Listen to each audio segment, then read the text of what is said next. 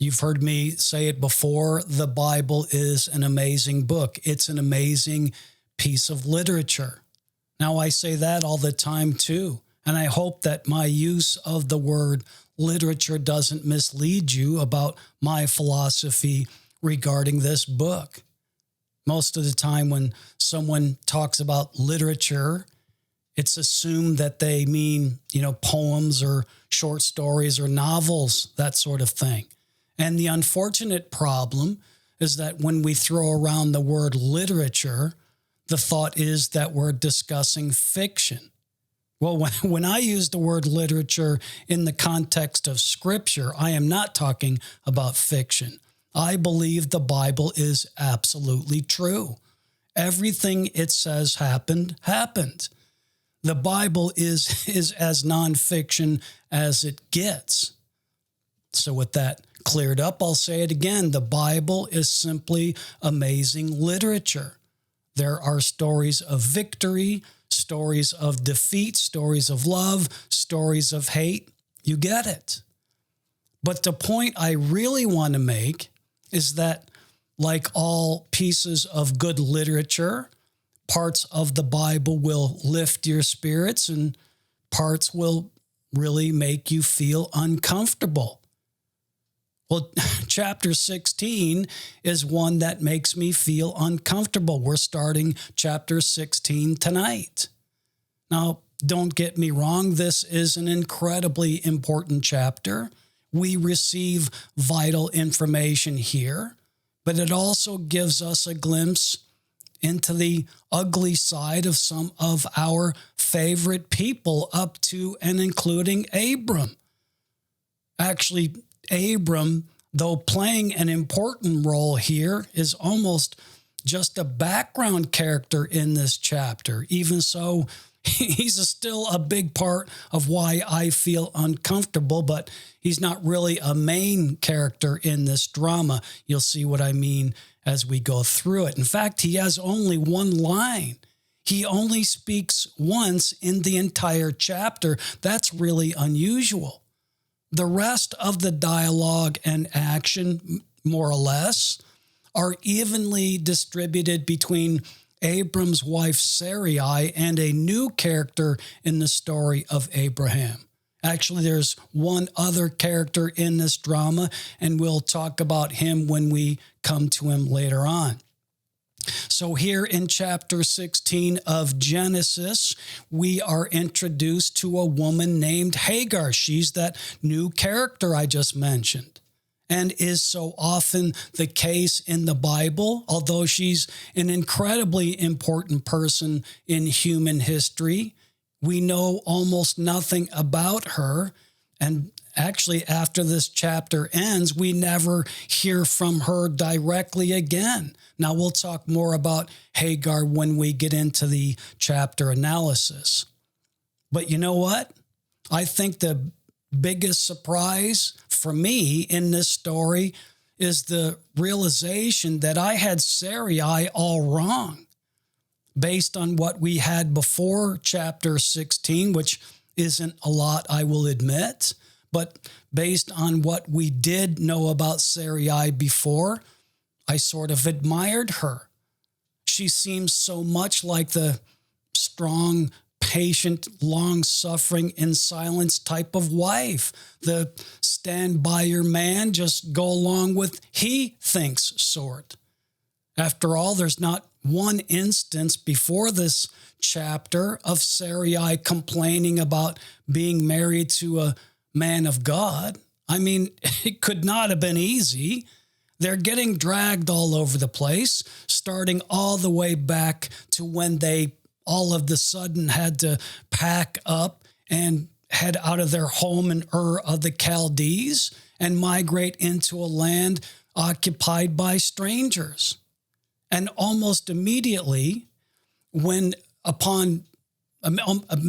upon arriving, they have to move again down to the land of Egypt because of a famine that hits their new home that's not their home yet. And then, when they get to Egypt, her big, strong protector husband gets her locked away as a member of Pharaoh's harem just to protect himself. Well, miraculously, she's not there very long. Pharaoh realizes the mistake he's made and quickly releases Sarai back to her husband, and they return to Canaan. Even when her man went off to war, she remained silent and apparently dutiful. But we didn't really know what kind of person she was, did we? Up to this point, we had almost nothing in the record. But then this chapter arrives, and my uninformed level of respect for the wife of Abram dropped through the floor. This chapter is just not a good look for anyone in Abram's family. Although my human side wants to skip this one, let's go ahead and read it through. This is not going to be easy, but we can do this. Thank goodness it's not a very long chapter. Genesis 16, I'm going to read out of the King James. Please follow along in the Bible you have in front of you. If you did not bring a Bible with you, make sure you remember to next time. Genesis 16:1 out of the King James. Now Sarai, Abram's wife, bare him no children, and she had an handmaid, an Egyptian, whose name was Hagar. And Sarai said unto Abram, Behold, now the Lord hath restrained me from bearing. I pray thee, go in unto my maid. It may be that I may obtain children by her. And Abram hearkened to the voice of Sarai. And Sarai, Abram's wife, took Hagar, her maid, the Egyptian, after Abram had dwelt 10 years in the land of Canaan, and gave her to her husband Abram to be his wife. Verse 4. And he went in unto Hagar, and she conceived. And when she saw that she had conceived, her mistress was despised in her eyes. And Sarai said unto Abram, My wrong be upon thee. I have given my maid unto thy bosom. And when she saw that she had conceived, I was despised in her eyes. The Lord judge between me and thee. But Abram said unto Sarai, Behold, thy maid is in thy hand. Do to her as it pleaseth thee. And when Sarai dealt hardly with her, she fled from her face. Verse 7. And the angel of the Lord found her by a fountain of water in the wilderness, by the fountain in the way to Shur. And he said, Hagar, Sarai's maid, whence camest thou, and whither wilt thou go? And she said, I flee from the face of my mistress Sarai. And the angel of the Lord said unto her, Return to thy mistress and submit thyself under her hands. Verse 10. And the angel of the Lord said unto her, I will multiply thy seed exceedingly, that it shall not be numbered for multitude. And the angel of the Lord said unto her, Behold thou art with child, and shalt bear a son, and shalt call his name Ishmael, because the Lord heard thy affliction. And he will be a wild man. His hand will be against every man, and every man's hand against him, and he shall dwell in the presence of all his brethren. And she called the name of the Lord that spake unto her, Thou God seest me. For she said, Have I also here looked after him that seeth me? Wherefore the well was called Be'er Lahai, and behold, it is between Kadesh and Bered. And Hagar bare Abram a son, and Abram called his son's name, which Hagar bare, Ishmael.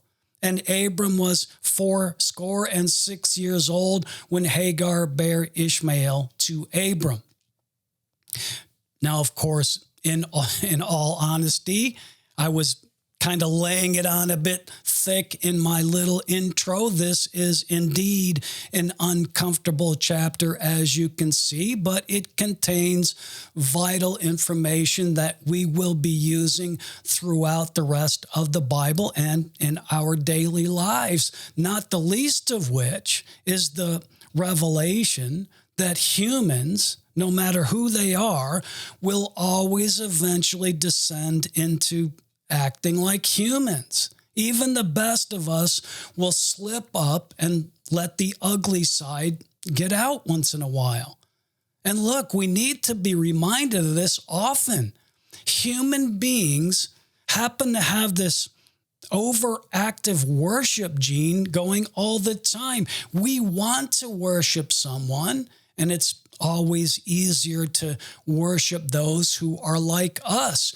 We too often opt to revere things that are tangible over things that aren't.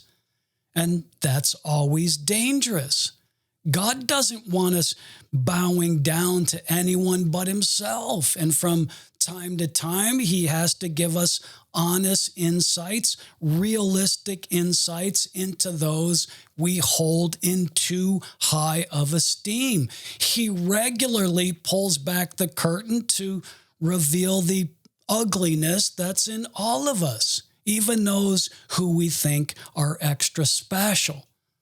Though that's not a major premise for this chapter, it is something that struck me as I read it.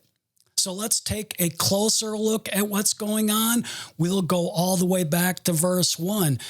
Chapter 16, verse 1. Now Sarai, Abram's wife, bare him no children, and she had an handmaid, an Egyptian, whose name was Hagar. The storm clouds are gathering.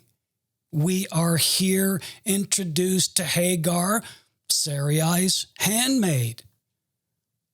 You know, one of the reasons it's taken us so long to get anywhere in our Bible studies is my curiosity. I fully admit that. It never seems to go away or diminish. I make no apologies. So, true to that nature, I decided to look up the word handmaid in the dictionary. I wanted to know why they are called that and what makes them different from every other type of maid. Well, one definition led to another, and before long, I was engulfed for about, longer than I should have been. But what's important to this discussion is the fact that all a handmaid is a servant who's close by, close at hand. The word is used to describe an important, ever-present assistant. Hagar was very important to Sarai, similar to someone we might call a right-hand man, someone who can tackle any sort of task as soon as the need arises. But let's not kid ourselves. Hagar was really a slave. This entire discourse tells us that. She's treated as property to be exploited and nothing more. This is the start of the unpleasantness that pervades this chapter. Now, quickly, let me note that God never treated Hagar as property. I'm not judging Abram and Sarai, but I am trying to make a point. God, or rather the one God sent to her, treated Hagar with dignity and respect. Abram and Sarai didn't, but God did. Listen, nowhere in the Bible does God advocate humans owning humans. Yes, he recognizes that happens, but he doesn't endorse it. At times, God works within the distortion that we humans make of his world, but don't make the mistake of thinking that by doing so, he's giving implicit approval. Now, this sort of situation will happen throughout Scripture. He doesn't encourage slavery, but he works in it and through it for his purposes. However, I do fully expect that once he returns justice to the planet, and that is coming, there'll be nothing like this ever again. And listen, this is no different than any other sin that we commit. He doesn't approve of polygamy or murder or deception, but instead he chooses to enter into those things to achieve what he has to achieve. I can hear the gasps from the hypocritical crowd now. They're no different than those Pharisees who would have had Jesus turn his back on and condemn everyone that didn't measure up to their standards, when instead our Lord decided to meet everyone just as they were in order to change them into what God wanted them to be. Now, my point is that we should be very careful about assuming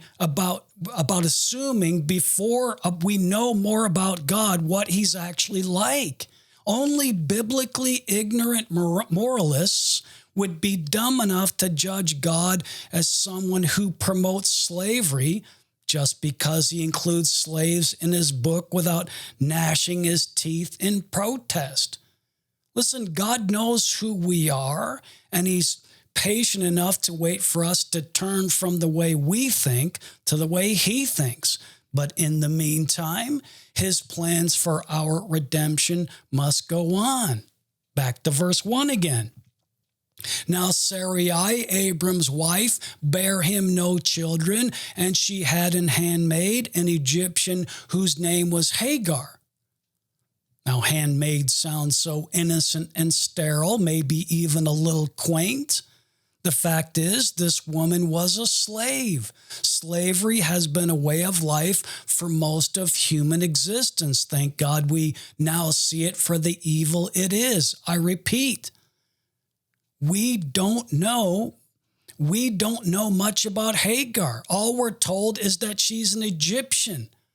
Well, that might be all we need to know to figure out why she's among the household staff of Abram and Sarai. As you remember, during that disastrous trip down to Egypt, we're told that Pharaoh, well, let me read it, Genesis 12:15 and 16. The princes also of Pharaoh saw Sarai, and commended her before Pharaoh, and the woman was taken into Pharaoh's house. We mentioned this a minute ago. And Pharaoh, entreated Abram well for her sake, and he had sheep and oxen and he-asses and men servants and maid servants and she-asses and camels.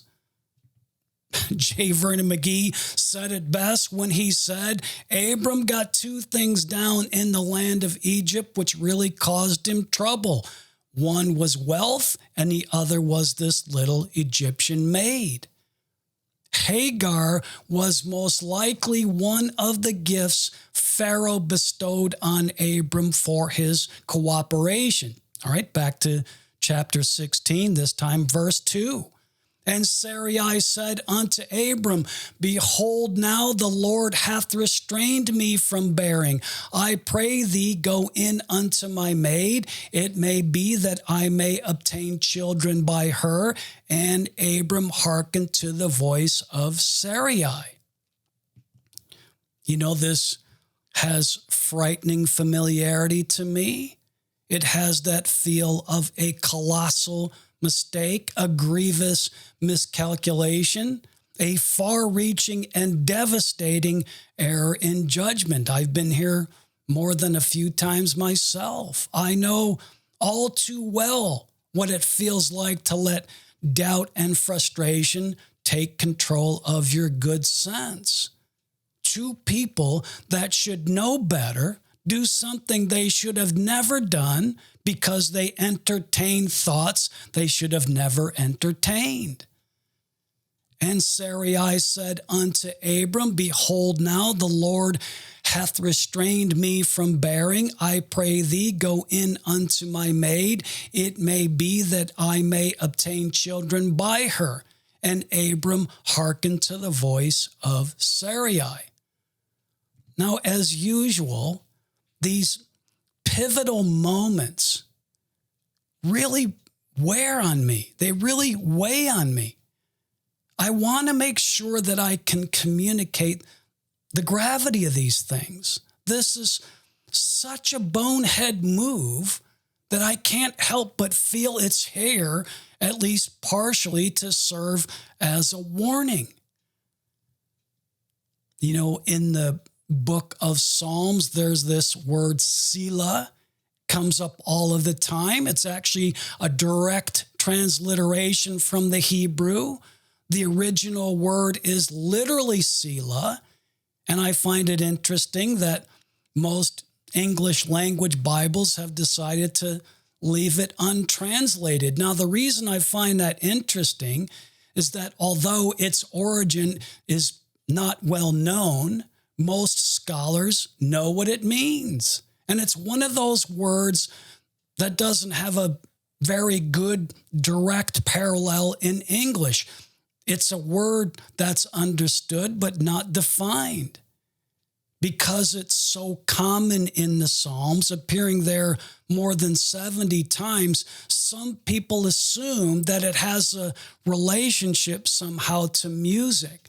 The book of Psalms, as you know, is basically the Hebrew songbook, most likely serving a sort of praise and worship function. So some scholars think that the word was originally used in pieces of music as an indication or an instruction to pause, either pause the instruments or pause the singing. It's called a rest in the music we read today. But the placement of these pauses, the placement of the word Selah in the Psalms, the place where Selah comes up, makes it something much grander than we really grasp. Most now believe the word is there to instruct the reader to listen, to think what was being said. Stop and ponder. Wait a moment and consider the gravity or the importance of the wisdom of the thing just spoken or heard. Dr. Gene Scott used to say it meant think it over. Leslie Hale, ever the practical man, said it was an image much like that of a cow chewing its cud. That's when the animal's already eaten something and it goes down into his stomach, but the cow brings it back up and chews it again. It's kind of gross to think about. I never really liked hearing Leslie describe it that way, but I get it. Well, I want to put a Selah next to Genesis 16:2. And Sarai said unto Abram, behold, now the Lord hath restrained me from bearing. I pray thee, go in unto my maid. It may be that I may obtain children by her. And Abram hearkened to the voice of Sarai. Selah. Think of that. Stop for a moment and contemplate what's happening here. This is an infamous moment in human history. Now, just the chapter before we witnessed Abram's moment of doubt, and we were let in on how God reacted to that doubt. It was indescribable. It was glorious and wonderful. Well, my question here is, well, maybe it's not the first one, but the biggest one is, why didn't Abram stop Sarai? Dude, you just went through this unbelievable doubt-crushing experience and you do nothing with it? Didn't you share with Sarai how God had just comforted your doubts? Didn't you tell her about the visions and the stars and the covenants, God's reiterated promises, the prophecies? And didn't you learn anything? Why did you let this happen? Now, you of a prurient mind might not find this all that hard to believe. You'll tell me that you can explain Abram's silence. This isn't all that mysterious to you. Abram has just now been given permission from his wife to visit the tent of a much younger girl. But could that really be all that's going on here? I mean, It's the only explanation that would make sense, but I don't want to think that's the cause. Let it be anything other than that. Gene Scott used to say he was sure that Abram's escape velocity out of Sarai's bed and into Hagar's was enough to pull the tent pegs out of the ground. Humorous, but still not that. Please. Well, John, what do you think? Why do you think Abram didn't say anything? I have no answer. Why do you think Abram hearkened unto the voice of Sarai? I hate to admit it, but the one we've just discussed seems like the only real possibility. And I hate to admit that because after what Abram experienced, how could he have possibly thought this was going to work out favorably? This so-called solution to the inheritance problem seemed no better than the Damascus Eliezer thing from the last chapter. This one seems like a worse one than that one before. Either way, they're both pretty bad because they show a complete lack of faith that God can make this happen. And listen, I'm not one to judge. And maybe that's why this makes me so uncomfortable. Maybe I go around making these same sorts of mistakes. But this just seems so foolish given what they've already been through. Selah. Well, how about we leave the ugliness there for now and we'll pick it up at this point next time. See you then.